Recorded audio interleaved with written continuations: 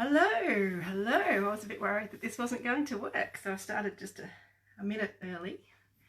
I'll just wait a little while, let everybody join in. Hello.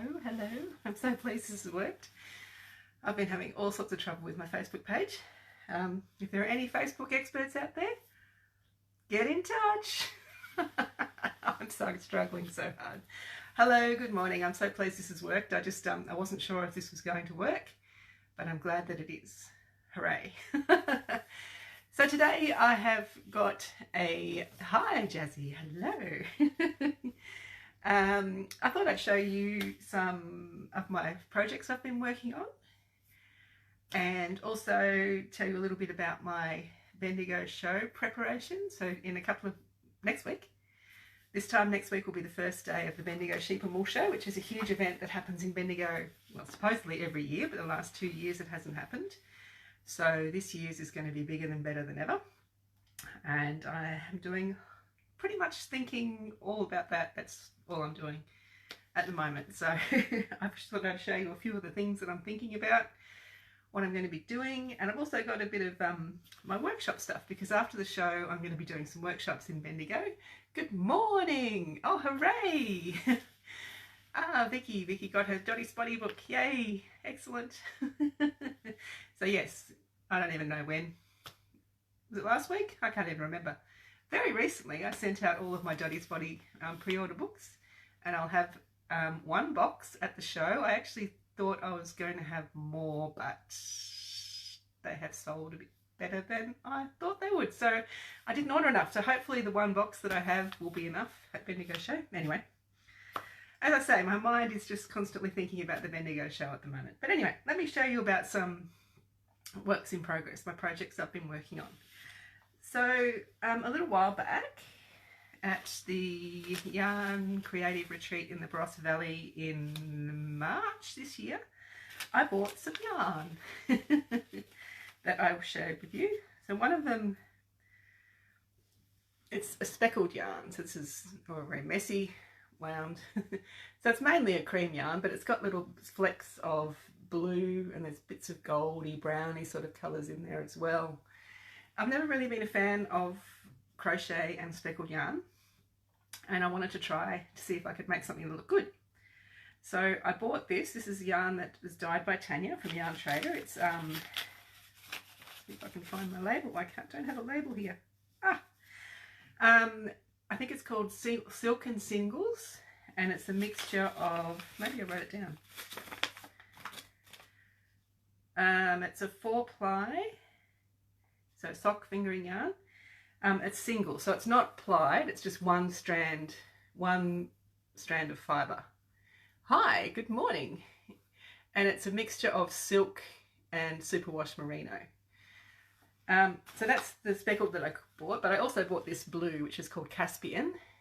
I bought 2 of these, 2 skeins of that and 1 of this, and I thought I would make something with it. So there was a pattern that I designed, sorry, I should have had this out earlier, for when I released my Sirens Atlas book called Sicily. I should just go to the index so I can find it, because I can't remember what page it's on. As I say, should have been prepared earlier. My mind is a little bit scattered at the moment. Where are you, Sicily? Oh gosh, this is riveting watching, isn't it? There you are, page 25. Okay. No, not page 25, it's pattern 25. Oh my gosh. Sorry. Page 42. Gosh. Can't even read my own. Okay, here we go. So this is a Sicily pattern, and I wanted to make, hi, good morning. Oh, thank you, Kerry. I wanted to make something with that square since I designed it, which was either the end of 2018 or start of 2019, and I just haven't had the chance or the opportunity to do it. Then I thought, okay, this is what I'm going to do. So I started making squares like this using the speckled yarn and the blue. And I did, as I was making them, I started production line. I did all different ways of changing the colour. They always ended in blue. As I was making it, I made a mistake, and on the 3rd round I actually accidentally squared off the square, and it shouldn't be square at the end of the third round, but I liked it and realised that 2 of these equaled 1 of these. So every time I made one of these squares, I made 2 of these squares, and I joined them up like this. So in the end, I had 5 different ways of changing colour, and I made 5 of each of these. So they all had this mini strips at the bottom, and they all had a big strip. And then I had to decide what I was going to make. So I was using a 5mm hook with this. Usually you'd probably use a 3 or 3.5.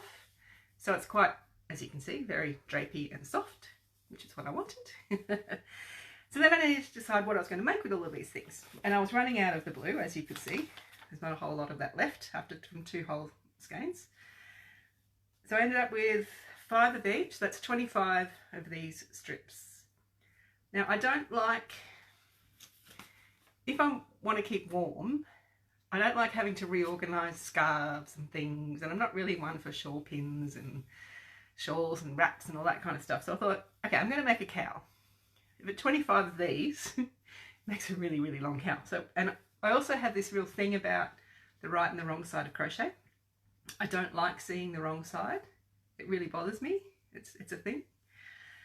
So I decided to make a double-sided cowl. So what I did was I joined 12 of these into one long loop. Then I joined the other 12 into one long loop, and I put one inside the other with the wrong sides facing. So I have now finished my Sicily project, and here it is. So you can see it is really a really long loop. So I made sure that the reverse pattern, the reverse colour change is different on this. And yeah, so it's double-sided and it's huge. Like when I put it on, this actually goes down to almost my ankles. I'm not going to wear it like this, obviously, but doubled over, it's just like decorative. But then I can triple it and have like a short, warm, snug bit and a decorative bit. Or I can make it like all 3 roughly, you know. I can layer them, stagger them, or I can, with it trying to do it without choking myself while I'm doing it on the video, go 4 times, and then I am really warm, but it's not too tight still. I really can't stand things tight around my neck, but it's nice and snuggly and warm. So this is going to be great for Bendigo because there are like, you know, 0-degree mornings, sometimes -2 or 3 degrees. So this is going to keep me nice and warm. Even though it's very light and airy, it is perfect for what I want. And I won't have to be adjusting it all the time. It's going to stay on my neck when I'm talking to people and getting books and all that kind of stuff. So a project for me to wear. Hooray! So there we go. All done. Finished. So now I actually have no crochet projects on the go. None. Which we'll have to change shortly, but after Bendigo Show. So there we go. Oh, I did because this is wool as well, I did wet block it. So I gave it a wash in wool wash and squeezed out water in a towel, then lay it out, pinned it out and to dry. Now it did stretch, like these are squares, but I have purposefully stretched them out to rectangles. You can see that's not square, that's a lot, because I just like it. I like it that way. Anyway, done. Hooray! Tick off long held things. Now I'm never going to use speckled yarn on its own, but like this, I think it's fine. And I actually did a big blog post about this, just, I think it went live this morning. So if you wanted to see that, it's not being squishy. Okay, enough. All right, the other project I am working on at the moment is actually a knitting project. Oh, yay! I'll see you there, Jenny. So I started this project back in 2020 when we were stuck at home. And it's for my youngest. And it's a cardigan. It's made top down, so it's all one piece. There's no seaming involved because I'm no good at that. But the thing is, I ran out of yarn. Like I knew that I didn't have enough yarn when I started it, but I just assumed that I'd be able to get more. Never assumed that. So I waited and waited and waited. Yay! Hi, Lynn. I ran out I had enough to do one sleeve, but then I had to borrow from the body that I'd already knitted to complete the other sleeve, and I had run out. So it's meant to be like a really long cardigan, but I've checked with the youngest and she's happy for it to be cropped because she wears things cropped now. So it's 2 years after all since I started it. So anyway, I couldn't find any more of the actual yarn, the same yarn. I mean, I've got the same brand and it's the same, from the same company. So this is Fine Kid Silk and Merino. The original one that I had used had a bit of cotton in it as well. So it is slightly different. It's a slightly thinner yarn, not as heavy, but I'm only using it for the cuffs on the sleeves and for the band at the bottom. So now I have done the cuff at the bottom. You can see it's a slightly different colour too, but I think it works okay. And I have done one cuff, almost. I just wanted to try it on to check the length of the sleeves before I finish the other cuff. So I reckon she's coming home tonight for dinner, so I'll get her to try it on, and I reckon I'll have this finished by the weekend. And then I can start my own knitting project and a cardi for me, which I can't wait. Anyway, so that's that. That's my only projects at the moment. I say that, but then the other night I was just bored, so I sat down. Oh, I meant to grab it, I didn't grab it. And just designed a new square just for fun. So that was cool. It's been ages since I've designed a new square. And that was really fun. I must do more of that now. It does feel amazing. It's delicious. And I've already said to her, just bring it home when you want it washed. I'll wash it for you. All right. So, Bendigo Show preparations. So, last time I went, I had Granny Square Flare, Siren's Atlas, and Beneath the Surface. Ooh. Yes, so last time I had this was released in 2018. This was 2019, and somewhere in 2019 as well, I think, I can't even remember, this little booklet was released as well. So last time, yeah, mum stuff completely.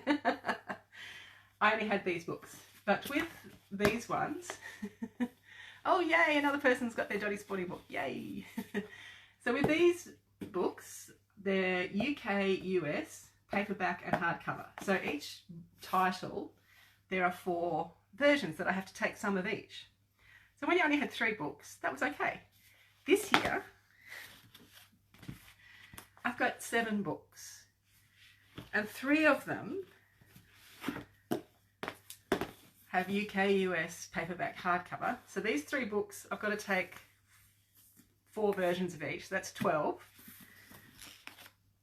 13, 14, 15. Like these are all, oh sorry, no, this is UK, US as well. Oh gosh. But these ones, and this one, Grace for Academy, these have all got UK and US, and they're only in paperback. So there's only 1 version of these, 2 of this. So as you can imagine, that is, I've got to try and figure out how many of each one I need. I've only got 1 car. I don't have a trailer. I'm not doing any of that. So hopefully I have got not too many and just enough of all the different versions. It's so hard to tell. Like the whole UK US thing, like probably 5 years ago it was probably 70-30 UK US. Now I'm finding it's probably more 60-40. It's really hard. Anyway, that's part of my dilemma. I've got 20 boxes of books sitting in my kitchen that I'm not sure if that's what I'm going to be taking. I don't know. Anyway, that's my issue and I will sort that out. But once I am there, it's the whole, what do I do to display them? So these are my lovely, oops, oh gosh, book stands. Convey to your person. Yeah. Good morning. Oh, another Dotty Spotty. So this is what I display my books on my tables. So I have a couple of tables set up in like I've got a 3 metre by 3 metre square with walls either side, 3 metre high walls. I've got a table on one side and like an L shape, a table there. So I'm going to have the books, the ones that are paperback, hardcover, UK, US. These are the ones that you all need to know what you're doing on one table, set up like that. And then on the other table, I'm going to have all the other ones that are more beginnery, that are just, you know, less versions of each one. So that's one way I'm displaying. But I also found in Kmart, which is, you know, pretty much the only option I have to buy stuff where I live, these things. So these are like file stand things. These were on clearance. I think they were like $3. But I can fit all of my books in there, and it's sort of tiered. So each one will sort of stick out a little bit. If I can get them to sit in. Anyway, so yeah, I've got a couple of those to display my books. Then I have, you know, you've got to tell people how much things are. So I've got a couple of those, again, Kmart, the big letterboards. They're like a wooden rectangle with the like felt black strips, and you push the plastic white letters into. I've got one. Another one is on order, hopefully arriving today. Because, yeah, putting the prices of 7 different books on that one thing is just going to be impossible. But I bought these little easels because one of those price stands will fit on each. So I don't have to lean it up against a wall or anything. I can put it wherever I need to put it. So I'm glad about that. Now, displaying samples and things, that's a whole other thing. So I've got my big tables, and then I put white tablecloths on them, and then I hang blankets. So whatever the books are on top, I'll put, you know, samples of the blankets on the tables. But I've got 2 big 3-meter walls, 3x3-meter walls. The back wall is the concrete wall of a shed, and it actually has, where I am, a big metal beam about 1/3 of the way across. So I don't have like a flat back wall. But what I've done in the past is simply these things here. So these are pot hangers, like for your pots. The easels were just from Kmart. Again, that's literally the only place I have to go. Actually a Kmart hub, not even a full Kmart. A little tiny Kmart we have in town, just with all the stationery stuff. I think they were like $6 or something. So yeah. Yeah, so I put these over the top of my 3-meter walls. And then in the past I have just, I use this as an example, you know, hung stuff up. But this year, I'm going to go extra mile. I'm not exactly sure how it's going to work yet, and I might need some help from somebody when I'm there. I bought some broomsticks. Oh, sorry. We've got a guy who puts sheep on our property. He looks after the sheep on our property, and he's just wandering past the windows, probably wondering what the hell am I doing? Anyway, so I'm going to hang these, and I'm going to put blankets on them, so they'll have a nice flat edge and should be able to hang really well. It's just a matter of, because they're 3 meters, just a matter of, I don't have room to put a ladder in. You know, I hope no one from health and safety is watching me stand on chairs and wobble around and everything like that. I think it'll look pretty cool. And I have my new banner as well, which is cool, that you may have seen on Instagram. I posted a reel of me unboxing it, and it was quite funny because it all snapped and fell apart as I was trying to go, ta-da! Anyway, that was just purely operator error. I didn't secure it properly at the top. I will do that properly. So yeah, I think my setup is pretty well organised. I'm not going to take, I had an extra wooden like stand thing that I hung up other samples and things, and I'm just not going to take that because I don't think I need it. It was sort of distracting. People would think, oh, are these for sale? No, these are just samples. So I'm just not going to take that. Yeah, so I think I'm almost ready. I've just got to, you know, do a practice setup and all that kind of stuff over the weekend and put all my things together. Hi, Brett. Oh dear, we've got lots of lambs. He's just checking on the lambs. Yes, all right. So after Bendigo Show, one thing I will be doing that I haven't actually mentioned is because things are a bit rough COVID-wise in Australia at the moment. I don't know if you're here or around.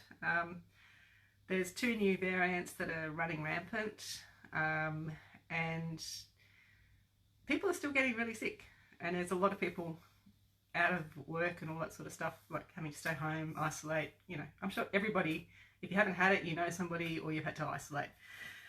I just can't afford that. I can't afford to get sick now and, you know, wake up on Tuesday morning and not be able to go. That's just a nightmare situation. So I am actually caving at the moment. I'm kind of isolating. I'm not completely isolating, but I'm not, if I am going out, I'm masking up, I'm sanitizing, I'm really just going out if I absolutely have to and only going to the places where I really need to. But also, after Bendigo Show, so Bendigo Show goes Friday, Saturday, Sunday. Monday I'm having a rest day. Then Tuesday and Wednesday I'm doing workshops at Bendigo Woolen Mills. There are going to be thousands and thousands of people coming through the doors at the show.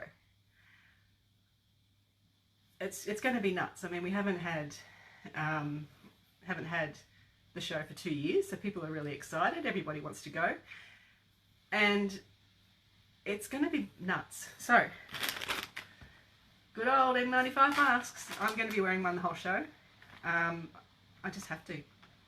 So I'm sorry if you won't be able to see my lovely face, but I just have to. I just can't afford to get sick and be sick away and have to find accommodation while I'm away. It's just a nightmare. I just can't do it. So precautions, and hopefully they will be enough, and I will have to be able to do my workshops and everyone stays safe and well. So yes, that's that. Okay, but workshops. Let me tell you about my preparations for the workshops and give you a bit of an insight. If you're not going to get the chance to actually do one with me because you're elsewhere, this will show you a little bit about what I do. All right, so I've already printed out all my handouts for all my workshops. So that's cool. I'm glad that that's done. I'm doing a Granny Square Flare workshop on the Tuesday morning, and a Granny Square Patchwork workshop in the afternoon, and then all day Wednesday we're doing a Nimue workshop. So everybody's got all the yarn and the neat hooks they need to bring and all that sort of stuff. But this is what I take to workshops. So I have my trusty bag of, this is my crochet hook collection, pretty much. It's full. Like, I really do try not to collect stuff, but I mean, crochet hooks, it's what I do. Please do another at Sunspun. I would love to, Amanda. I will. I'll be back if it's Sunspun for sure. So I take my hook so I can show people, because people always ask, what hook should I use? And I can show them examples of what works for what hook hold and all that kind of stuff. And this box here is my trusty workshop box. Australians will recognise Birdie Beetle. So a couple of years ago, my hubby gave me this box, and it was absolutely full of Birdie Beetles. Birdie Beetles, if you're not sure, don't know what they are, it's a little chocolate, a kid's chocolate, and it's got little pieces of honeycomb in it. And it's a real childhood favourite when you go to the show, like, you know, a place where there's all rides and, you know, animals and all sorts of things. You get show bags, and you would always get a Birdie Beetle bag because they were $2 and they were awesome. So anyway, this has now become my workshops box. So inside I have some little things. Glasses cleaner. I will always take samples of the squares that we are going to be doing in the workshop. I haven't sorted this out from my last one. This is one of my weekend jobs. This is my last workshops that I did. I can't even remember where they were. I would have been Launceston. It would have been, yes. So Launceston. So I have samples of the squares we do, but then I also have these other samples. Now these samples go with me to every workshop. So I've got these ones here. So this is a square, a solid square, where you can see a visible line where the rounds begin and end. Ah, crumbs, yes, I have. I've spoken to Kay and it's on the list. So we'll get there eventually, Rhonda. And then I have this sample that I demonstrates the way I make my patterns, so you can't see where rounds begin and end. So I'm just showing people in person the difference that it makes just starting your round in a different place. So I always show that, and then I show the same thing with the circle to square because it really stands out a lot more. And then I talk about different yarn weights. So, you know, 4-ply, 8-ply, 10-ply, doesn't matter what you use, the pattern will still work. And I talk about hook size, you know, 4, 5 and 6 millimeter hook, it all works, you just get a different fabric. And then I have the extreme, you know, wool, cotton, 8-ply, 4-ply, 4 millimeter, 10 millimeter. So I just showing people that you can change things up. I also have these samples in here. So this is 4 circles, all made by me, all with the same yarn and the same hook, but you can see your technique really can affect what happens. So I have those on hand to demonstrate if I need to. I've also got some Panadol, some lip balm, a pen to sign books, and I have this little thing. So this is just the corner cut off one of the big flooring mats, and I demonstrate a bit of blocking. So I've got a square, a 6-inch square drawn on here, and I demonstrate how I pin things out and block. And of course, yarn, little post-it notes to help people keep on track, and that's about it. So that box goes with me to every workshop. The only thing that changes is the little sample squares. And I also always take, you know, samples of the blankets and things that the patterns make up themselves. But yeah, so that's my little workshop box. Keeps me organised without having to think about what to take every time. But the other thing that I always take now, which is also relatively new for me, is this delightful thing. I bought this again at the Launceston retreat from Tanya at Yarn Trader. So as you can see, it holds a 200-gram Bendigo Woolen Mills ball, fine, hangs on my wrist, and I can walk around the room, crochet, demonstrate. I can put, you know, doesn't have to be a big ball. I can put 2 separate balls in here so that I can be demonstrating stuff no matter what we're doing. And it's been so good, because before that I was just tucking yarn underneath my arm, dropping it, leaving things everywhere, always leaving stuff in the middle of the table. This way, it's always with me. So yeah, part of my workshop kit now.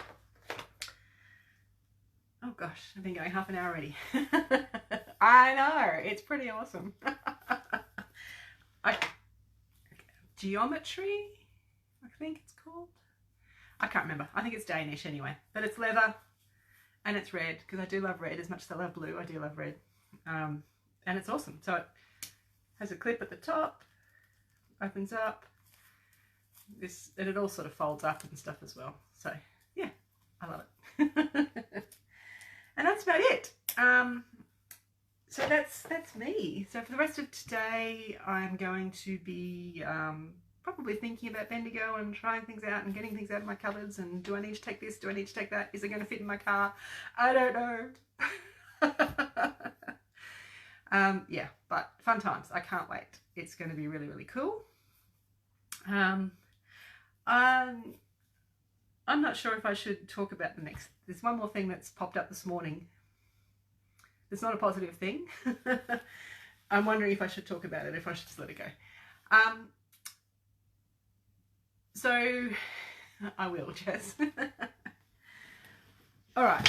So as you know, if you've followed me for a while, or if you've got any of my books, you know that I put my heart and soul into my books. I put a lot of work. I mean, it takes years. It takes a long time to get all this done. There is. But there are some people in this world who that kind of thing doesn't even occur to them. So the internet is full of, not full, there are places on the internet, social media, Pinterest, websites, where people think that because they bought a book, they can just photocopy it and post it.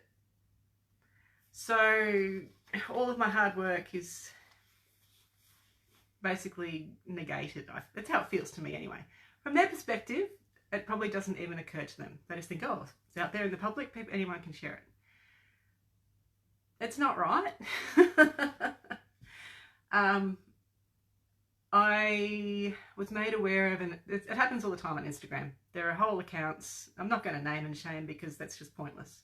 It just gives them traffic that I don't want to give them. But yeah, they'll scan a page from the book. They'll scan the chart. They'll put a watermark on it so it looks like it's their own work. So I use most of the time I'm okay at letting it go because I mean, I'm not, there's no way that anyone seeing it would know that it was my work, okay? There's no tagging of me, there's no acknowledgement of me, the designer, there's no mention of the books it comes from, any of that sort of stuff. It's just, here's a free pattern. Usually I let it go because what can I do? It's somebody from Russia, or I shouldn't say Russia, it's somebody from another country that doesn't speak English, that, it wasn't Russia this morning, the one I'm talking about. Russia, particularly Pinterest, is Russian websites seem to be pinned a lot of copyright infringements. Anyway, it's really, really hard to deal with. Most of the time I can let it go, but this morning I was in a mood, so I didn't let it go when I was made aware of one. And there's an account that's posted, you know, all the recent crochet books, pretty much. Well, I can recognise many, many designers on there anyway, work. So on my ones, I commented, this is my work, you know, blah, blah, blah. And then I sent them a direct message and saying, please stop stealing. What you're doing is not right. This is my work. And I got a reply that was basically, I bought the book, I can do what I want with it. I was like, no, you can't. So I replied and said, no, that's not how it works.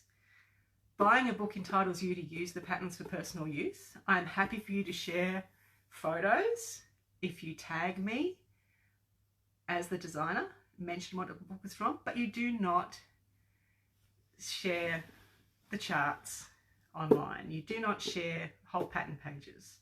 It's just wrong. Anyway,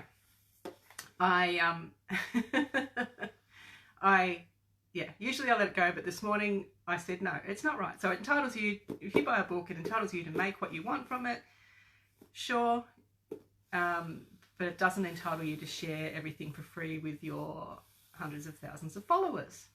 Anyway, she came back and said, I can do what I want. And I said, well, no, you can't. It's a direct copyright infringement. Anyway, then she's come back and said, if I tag you in the post, is that okay? I said, it's okay if it's just a photo, not if it's the chart. Anyway, that's part of the joy that you don't see of being a crochet designer, putting yourself out there. I'm trying to move on from that now. It's going to happen again and again and again. What can I do? I'm just me.